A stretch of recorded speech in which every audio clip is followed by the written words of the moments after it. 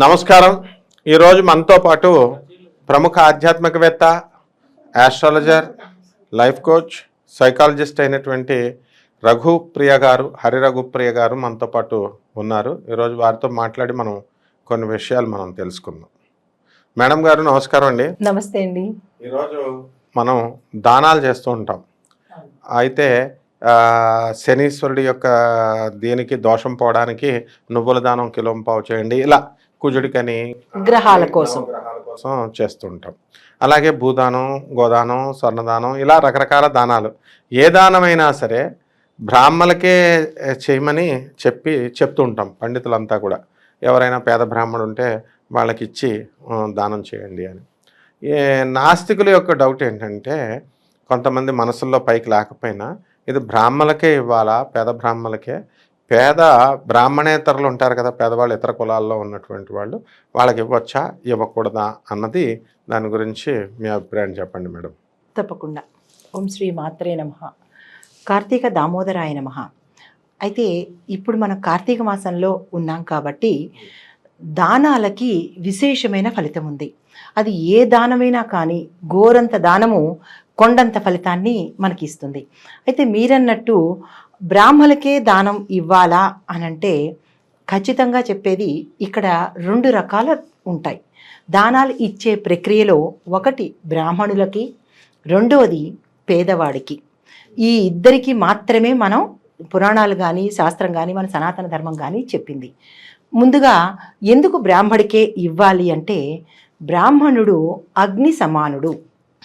అది ఇప్పుడు దానం ఇచ్చేటప్పుడు దానం ఇచ్చేవాడు ఏమని ఇస్తాడు? ఉలవలు దానం ఇచ్చినా లేకపోతే కందులు దానం ఇచ్చినా ఏమని ఇస్తాడు? సరదాకి ఇవ్వట్లేదు కదా. అంటే వారి యొక్క కర్మలను, వారి యొక్క పాపాలను, వారి యొక్క బాధలను ఇంకొకళ్ళకి ధారపోస్తున్నాడు. ఆ గ్రహీతకి అంత అర్హత ఉండాలి. ప్రతి బ్రాహ్మణుడికి దానం తీసుకునే అర్హత ఉండదు. బ్రాహ్మణుడు అయినప్పటికీ కూడా నిత్య అనుష్ఠానం చేసి ఉన్నవాడు, పేదరికంలో ఉన్నవాడు, పేదరికం అనేది ఆప్షనల్గా పెట్టుకుంటే నిత్య అనుష్ఠానం అగ్నిహోత్రం చేసిన వాడు మాత్రమే దానాన్ని స్వీకరించే అర్హత ఉంటుంది. అది మొదటి పాయింట్. తర్వాత ఈ దానం తీసుకుని ఇచ్చేటప్పుడు ఏమని అనుకుంటాడు దానం ఇచ్చే అతను? గ్రహాలని దృష్టిలో పెట్టుకుని వారు దేని చేత పీడించబడుతున్నారో ఆ పీడ వదలడం కోసం అనేది దానంగా ఇస్తారు. అయితే గ్రహీతకి కూడా అంతటి శక్తి ఉండాలి. ఎందుకు అంటే బ్రాహ్మణుడు ఈజ్ ఈక్వల్ టు అగ్నిహోత్రుడు అని అనుకున్నాము. అగ్నిహోత్రుడు యొక్క తత్వం ఏంటి? చెడైనా మంచైనా తనలోకి కలుపుకునే తత్వం అగ్నితత్వం. ఆ అగ్నితత్వానికి ప్రతీకగా బ్రాహ్మణుడు ఉన్నాడు. తరువాత బ్రాహ్మణుడికే ఎందుకు ఇవ్వాలనేది రెండో పాయింట్ ఏంటంటే, బ్రాహ్మణుడు బ్రహ్మతో సమానం కాబట్టి ఏదైతే ప్రకృతి నుంచి మనం వచ్చామో అదే ప్రకృతిలోకి మనవి నిమగ్నం అవ్వాలి, అంటే నిమజ్జనం అయిపోవాలి, సంపూర్ణం అవ్వాలి. కాబట్టి బ్రాహ్మణుడికి దానం తీసుకునే అర్హతను కల్పించడం జరిగింది.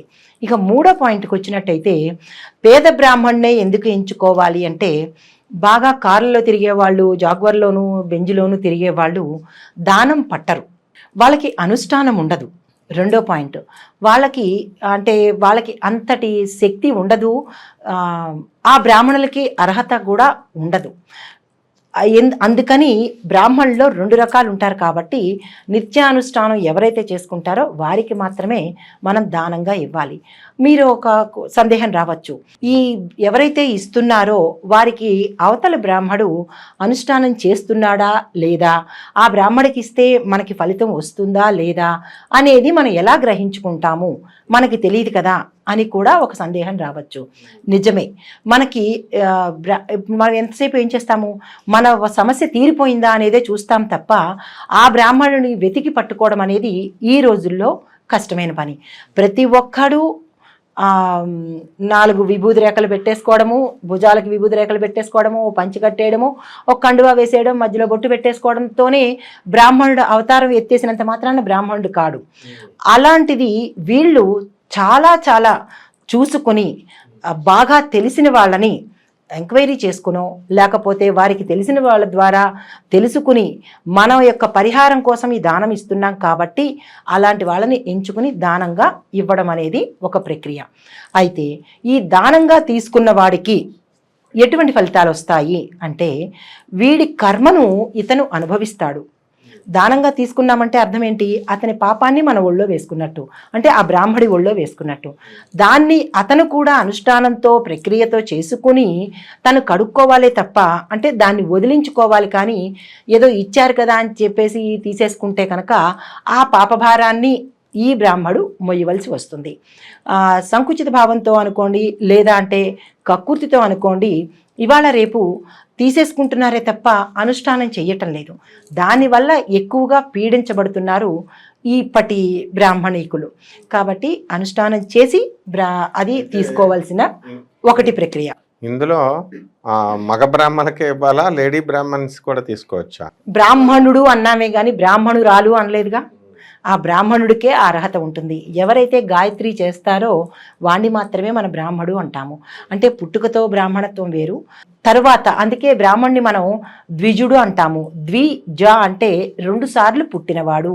మొదటిసారి తల్లి గర్భంలోంచి పుట్టినవాడు, రెండోసారి ఉపనయనం అయిన తర్వాత అతనికి అసలైన బ్రాహ్మణీకం ఆపాదించబడుతుంది. కాబట్టి ద్విజుడు అంటారు. బ్రాహ్మడికి మరో పేరు ద్విజుడు అన్నమాట. కాబట్టి అతనికి ఇస్తేనే ఈ ఇచ్చిన వాడి యొక్క ఫలితము, తన కర్మను తీరి సంపూర్ణమైన ఫలితాన్ని పొందగలుగుతాడు. ఆ గ్రహ దోషం నుంచి నివారణ పొందగలుగుతాడు. ఇవాళ రేపు ఎవరు కనబడితే వాళ్ళకి ఇచ్చేస్తున్నారు. మేము దానాలు చేశాము, ధర్మాలు చేసేసాము, కానీ మాకు పని అవ్వట్లేదు, ఆ బ్రాహ్మడు మంచివాడు కాదు అని నిందలు వేస్తున్నారు. ఆ నిందలు వేసేటప్పుడు ఇచ్చిన వాళ్ళు ఒక చిన్న విషయాన్ని గమనించుకోవాలి. మీరు దారిని పోయేవాడికి దానం ఇచ్చేసి నాకు తీరలేదు అంటే ఎట్లా? మీరు దానికి సరిపడ ప్రణాళిక వేసుకున్నారా? ఎవరికి ఇవ్వాలి, ఎలా ఇవ్వాలి, ఆ ఇచ్చేందుకు దానం ఇచ్చేందుకు కూడా ఒక ప్రక్రియ ఉంటుంది. ఆ నియమనిష్టలతో దానం ఇచ్చారా లేదా అని ప్రశ్నలు వేసుకుని అప్పుడు దానం తీసుకున్న వాడిని నిందించాలి. నోరుంది కదా అని ఇష్టానుసారంగా మాట్లాడడం కాదు. మనకి పనులు అవ్వలేదు అని దేవుణ్ణి కానీ బ్రాహ్మణ్ణి కానీ తిట్టేందుకు దానం ఇచ్చేటప్పుడు ఇప్పుడు మినుములు ఇస్తున్నాం అనుకోండి, దానం అలా చేతిలో పెట్టేసి ఇచ్చేయచ్చా, లేకపోతే ఇలాగా నీళ్లు పోసి? లేదు. మరి వాళ్ళు ఏమైనా తీసుకుంటే ఏమైనా తేడా ఉంటుందా? ఇలా ఇచ్చేసినా కూడా ఉంటుంది. ఆ దానం ఇచ్చే ప్రక్రియ కూడా ఒకటి చెప్తాను. ఉదాహరణకి శనీశ్వరుడు కోసమని నల్ల నువ్వులు కేజింపావు దానం ఇవ్వాలి అని ఎవరి ద్వారానో ఇతను విన్నాడు, బాధితుడు విన్నాడు. విన్నప్పుడు ఆయన ఏం చేయాలంటే అసలు దానం ఎలా ఇవ్వాలి, ఎలా పుచ్చుకోవాలి అనేది 2 రకాలు. దానం ఇచ్చే అతను ఏదో పచారీ కొట్టులోకి వెళ్ళడం, ఒక కేజింపావు కొనేయడము, ఏ బట్టలతో వెళ్ళిపోవడము, ఆ గుళ్ళోకి వెళ్ళడం, ఏమయ్యా దానం తీసుకో, కనపండి వాడిని దానం తీసేసుకో అనడం, చేతిలో పెట్టేసి దులుపుకుని వచ్చేయడం దానం కాదు. అది ఇవ్వడం అంటారు కానీ దానం అనేది కాదు. దానం ఇచ్చే వ్యక్తి పరిశుభ్రుడై ఉండాలి, మంచి మనస్కుడై ఉండాలి.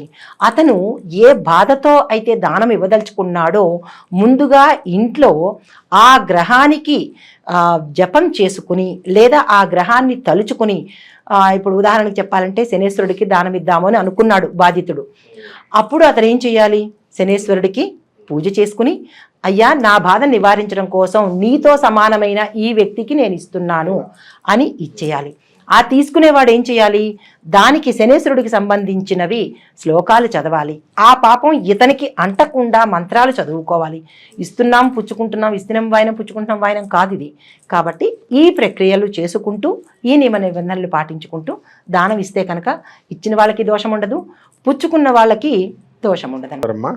మరికొన్ని విషయాలతో మళ్ళీ నెక్స్ట్ వీడియోలో మనం మళ్ళీ చెప్దాం ప్రేక్షకులకి. నమస్కారం అమ్మా. నమస్తే అండి.